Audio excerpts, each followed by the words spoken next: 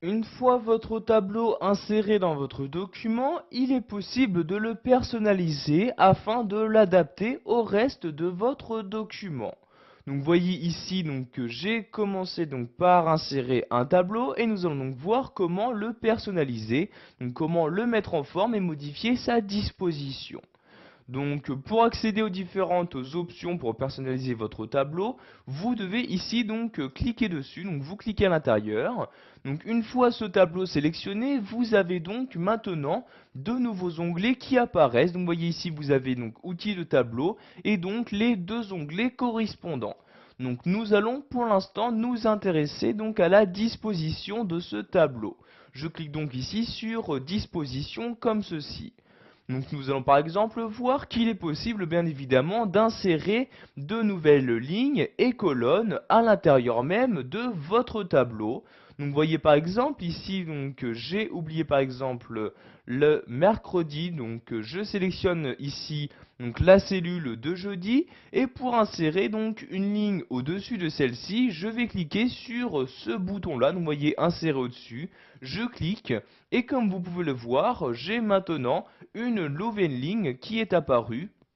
Je peux donc ici saisir à l'intérieur de cellules différentes données. Donc vous voyez ici j'écris mercredi, j'appuie sur la touche tabulation pour passer à la cellule suivante et j'écris ici les horaires. Donc je vais mettre ici 9h, 18h comme ceci. Vous avez bien évidemment la possibilité d'insérer donc une ligne en dessous. Donc vous voyez ici insérer une ligne en dessous. Il s'agit de la même manipulation pour les colonnes. Donc vous voyez ici insérer une colonne à gauche de la colonne sélectionnée ou sur la droite. Vous pouvez également supprimer une ligne ou une colonne. Donc par exemple, si je souhaite supprimer cette dernière ligne, je place mon curseur à l'intérieur pour sélectionner la ligne en question, puis je me rends ici sur l'outil supprimer. Je vais maintenant choisir quel élément je souhaite supprimer.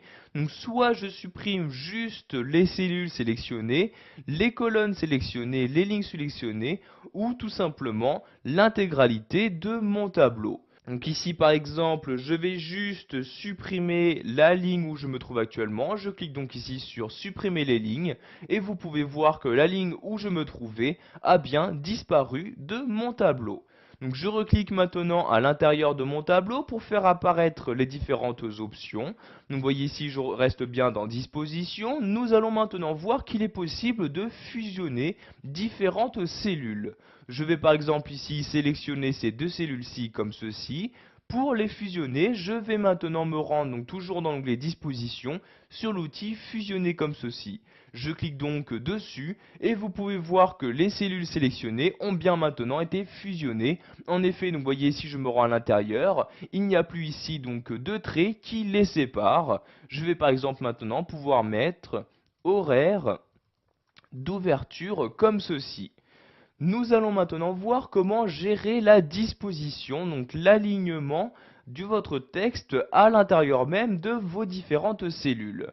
Donc je vais sélectionner tout mon tableau, donc vous voyez ici je clique, je maintiens le clic de ma souris et je sélectionne toutes les cellules de mon tableau.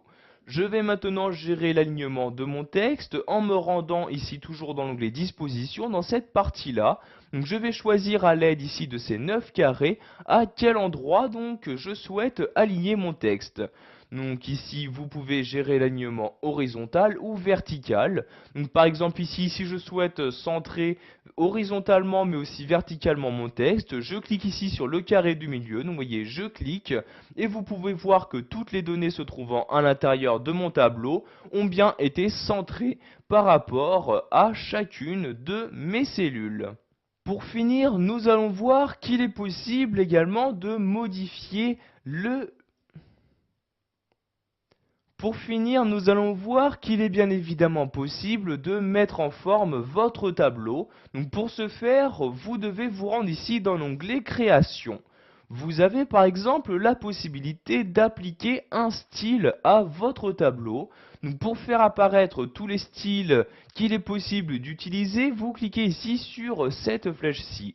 Vous avez donc maintenant un menu qui apparaît pour vous afficher tous les styles qu'il est possible d'utiliser. Donc vous voyez ici je descends à l'aide de l'ascenseur et je peux naviguer donc entre les différents styles disponibles.